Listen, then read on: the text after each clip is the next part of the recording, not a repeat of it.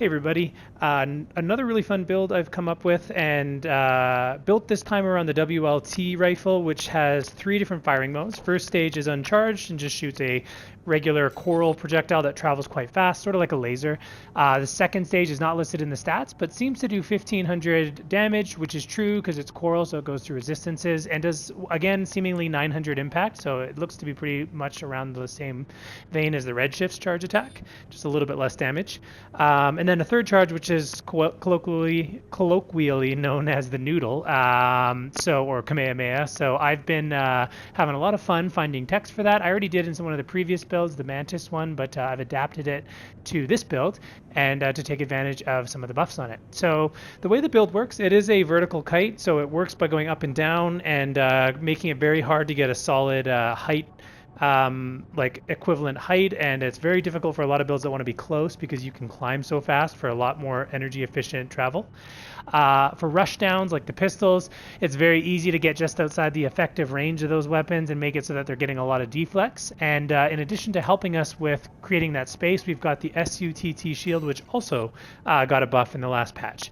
The main advantage here now is that we can do 2 consecutive deploys without worrying about overheating, and then it's basically at the line though, so you are going to have to let it cool down. Fortunately, it's got good cooling before you deploy another one, otherwise you're going to run the risk of overheating it. But in a pinch, we can have 3 consecutive deploys if we make a mistake, or if the opponent has a weapon type that we have to block following 2 uses. So don't underestimate the ability of this weapon to perfect block 2 different weapons though. It's got a very long IG duration, and so just holding it up is a great strategy with this. Take 2 strong nukes and 1 IG block if you can. It's much more efficient.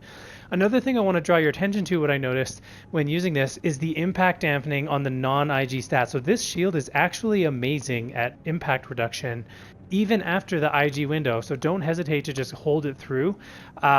It's gonna function very close to the R8, which is 48% impact reduction on the non-IG window, and that is considered to be the best, reduction over time shield, but somehow the SUTT is coming out ahead. The Scudam would be the one that is the true best over time shield. The thing is though, this one is too committal, and you typically have to have a build that never needs the QB to justify it. So yeah, it is the strongest impact dampening outside of the IG window for practical use, and that is amazing. So the build in terms of pieces here is going to be looking to balance stability and AP and resistances, but trying to keep us at a reasonable weight so that we're still fairly fast in the boost speed. I wanted to try to get as close to 300 just so that we can climb very quickly for our tankiness, or striking a balance there. The arms piece here, we're going to be running the HAL arms. These have excellent recoil control, which we're going to need for the Harris, and firearm specialization is also really good. Plus we get really good defenses and resistances. That basically applies for all of the HAL pieces, including the head that we have on here. Really good tanky piece for the weight. The one downside, we don't have great jump distance, but we don't really need it as we are looking more for vertical movement rather than horizontal movement. The VP40S armor piece was the best I could get for resistances and weight without running, and also in the EN recharge delay, although when you're running a Coral Gen, as I am, you're never going to have great EN recharge delay.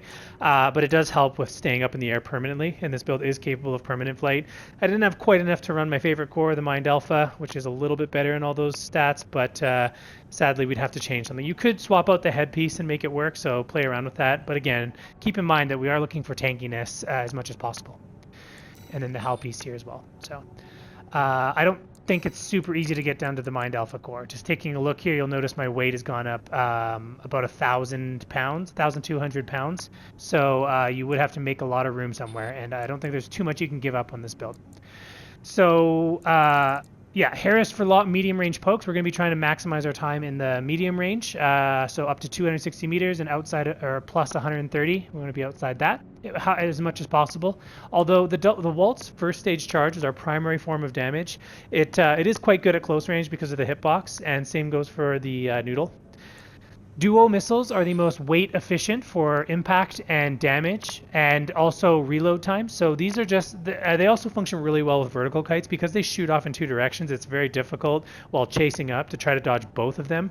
So very reliable missiles, very stat heavy for the weight and cost. That's why we're going with those rather than the straight cells. We wouldn't be able to run the medium level missiles, funny enough. We'd have to go all the way down to the light ones. But here with the verticals, we can squeeze in the middle tier ones. Going to the booster, obviously the NGI because of our weight and our goal here, which is vertical height disparity, or I should just say height disparity is the main goal. But we also have a really powerful QB thrust when we're in the air. So we get decent movement to the side when we use our QBs, allowing us to dodge, as well as when we're grounded. Like dodging melee thrusts can be tricky if you don't have enough QB thrust. The WLT FCS, obviously we're prioritizing medium range. We want decent missile lock, though it's not a huge priority because our lock time is very quick as is.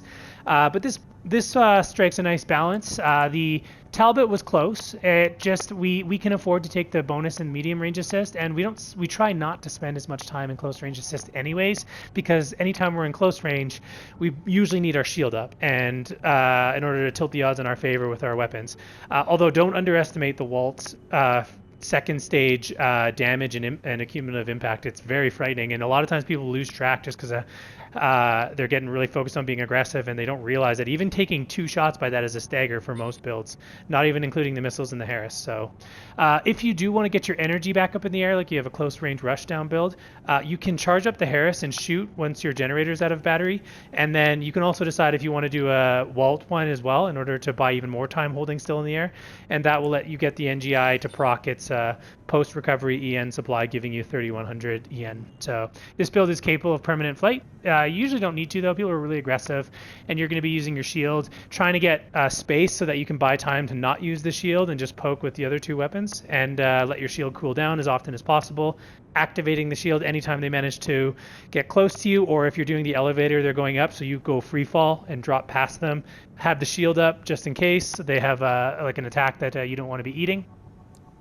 The expansion assault armor is probably another surprise, and I know I use this a lot, but anytime you're running a shield build, especially when you're using a build that's difficult to finish off kite builds like this one is, the Harris is okay, and the WLT's uncharged shot is what we'll be using in that case, just like alternating fire, trying to create lots of things to dodge, as well as using the missiles.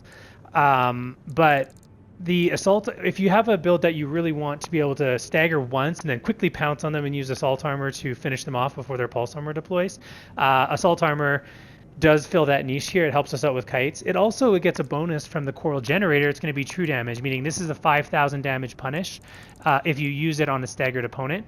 And that is incredibly powerful. So we do have other punishes, though, which I'll show some clips of that now. There's a lot of combos with this build, and I'll just show some clips of that. But you have a backup option, which is more relevant when you're running against a terminal armor user or a kite. But assault armor also has another synergy whenever you're running a shield, which is if you're versing an opponent that is also using assault armor, if they stagger you first, you can do a reversal. So you activate your assault armor when you get staggered. That wipes your impact bar. They'll then deploy their assault armor, but you can block it in time, which will reduce the impact that you take to only about 24%. So like a quarter of the 2,000 impact that is doing 500. And they will still be impact built up if they got aggressive and didn't let themselves get staggered by the assault armor, which most people won't. If they're running assault armor, they need to use it immediately upon seeing yours, or you're going to have time to QB out of it and go backwards. So most people will activate the assault armor counter. However, it'll put iframes on them so they can't get staggered, meaning they'll take full impact build up, but they won't get staggered. You'll wake up first. You can just deploy your shield, block their assault armor, keep it up because it's got a long IG window, and sometimes people come out with nukes, especially builds that won't get staggered from 2,000 impact, like heavy tetras and tanks. So don't put the shield away when you're doing this reversal tech. Anyways, you should start immediately charging the left side as soon as you activate your assault armor. Keep in mind that when you activate assault armor, it will uncharge any weapons that you've charged up. There might be some exceptions, but not these ones. So you do need to then restart holding down the left and right triggers. Although if it's a heavier build, then you don't want to charge the right side, because instead what you're going to do is just shoot them once with the Harris uncharged shot and then follow up with the level 1 charged WLT. Yeah, if it's a heavier build, you might have to hit them twice or 3 times. Well, no, twice is the most you'd need to hit any build with the light shot of the Harris. So yeah, because I think the highest ability you can get is about 2600. So realistically, you're just gonna be shooting twice at most. Okay, so first I'm going to show the standard combo anytime you stagger with Assault Armor or with a kick or missiles. So charged linear rifle into charged coral rifle. Does a lot of damage, like 5,000. Some of that's coral. Keep in mind too as well that this is trickier to set up because you can't stun with the Harris and then have time to charge it up. But you do want to also make sure you remember to start charging again after you activate Assault Armor because it refreshes your charge up. So you have to recharge it up.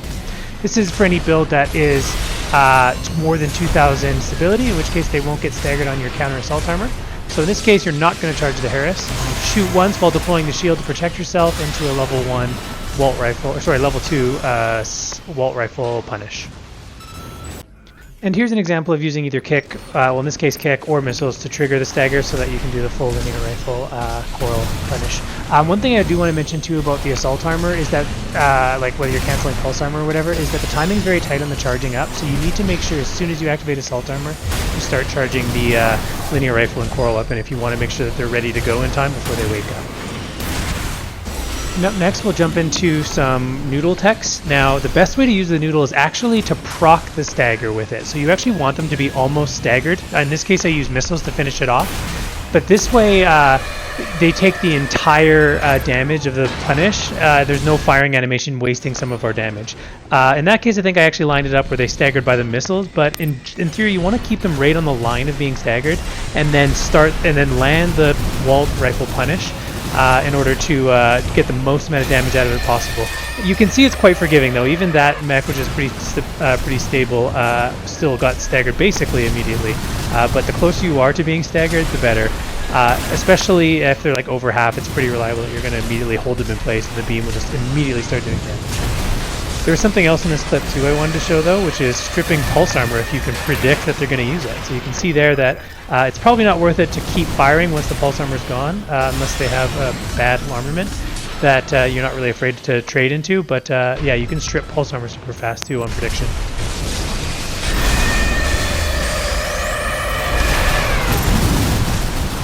Be careful about stuffing the linear rifle. It has the same problems as Zimmerman. In this case, you'll see it against the wall. So I try to go for the big punish, but you can accidentally stick your barrel into them and then not land the hit. So something to be aware of as well. I do it twice here.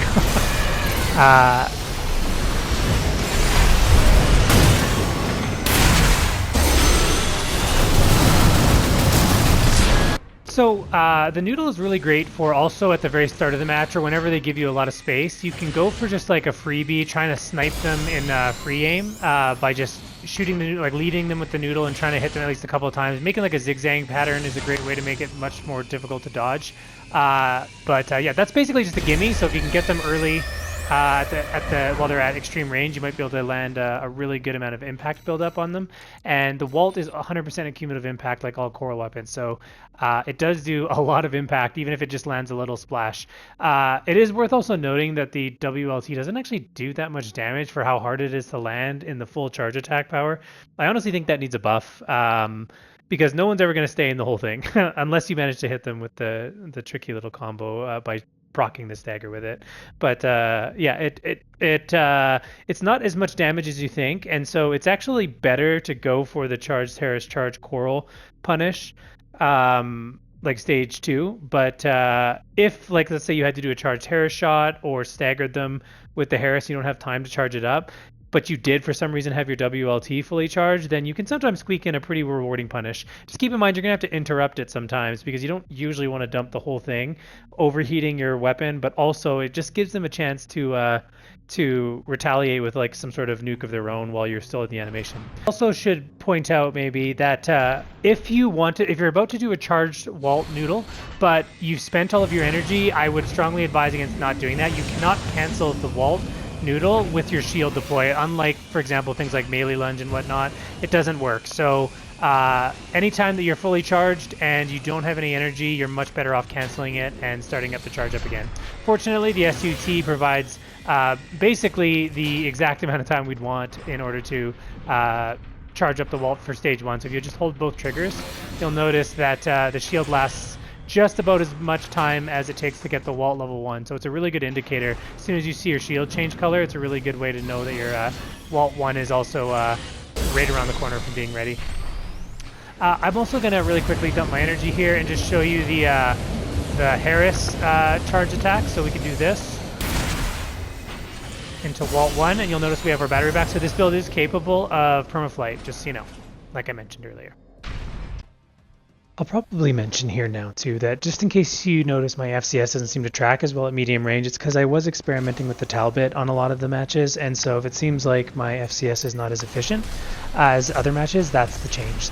But I figured I still want to include the clips as there were some good matches.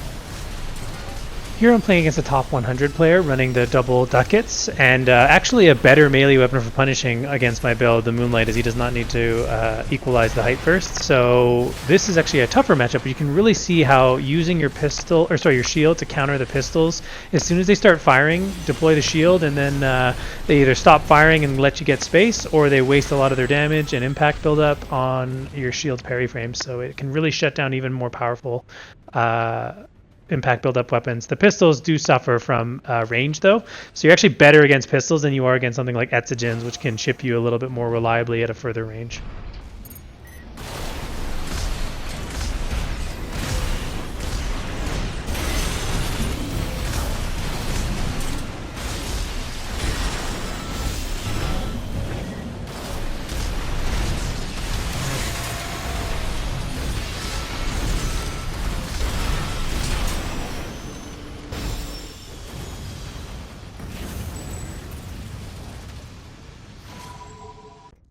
And this clip highlights another really cool tech you can do with the noodle, which is stuffing melee lunges. So if they cancel though into a QB in order to sling themselves to your side, they are going to escape it. So that's not ideal, especially because it puts you into soft lock. Not soft lock, manual aim.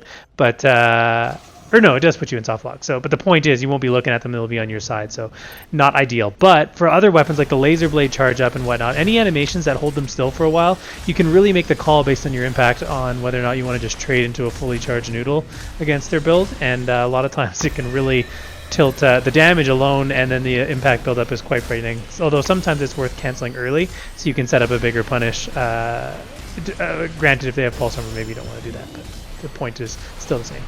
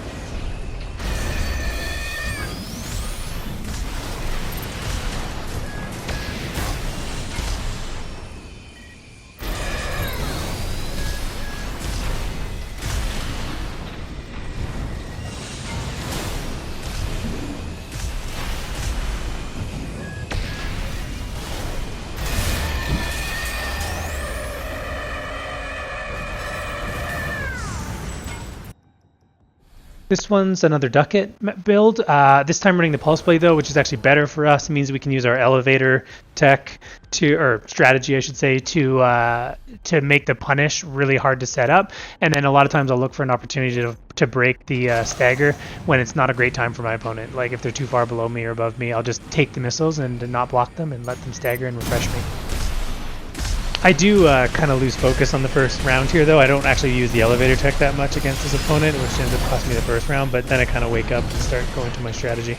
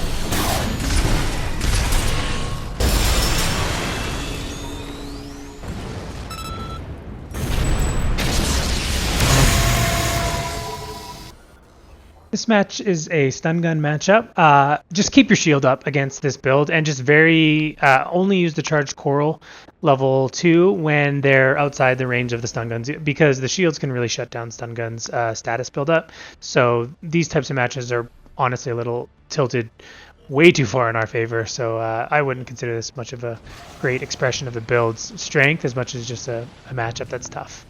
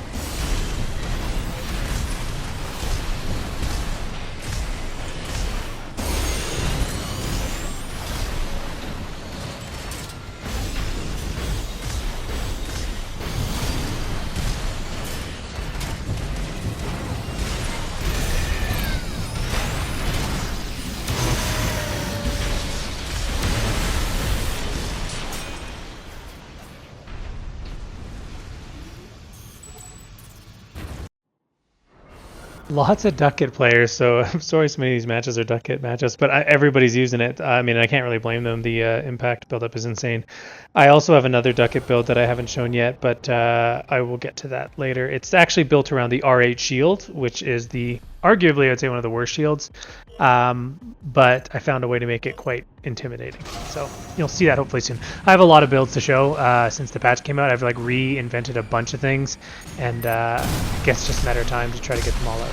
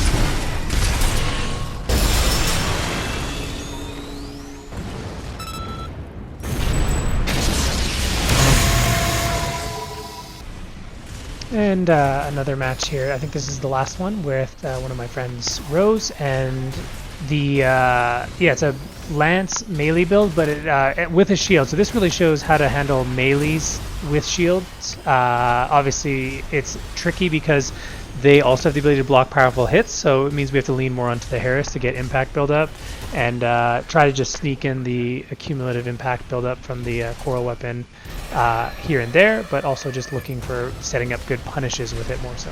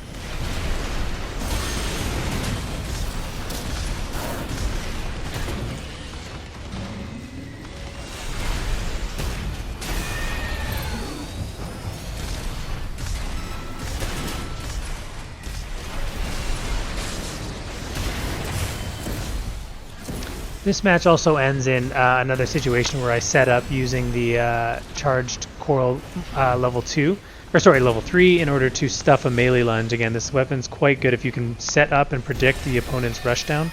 You can get some really crazy punishes if they're close to staggered. But that's it for me. Hope you guys enjoyed the clips, and I'll try to come up with another video soon.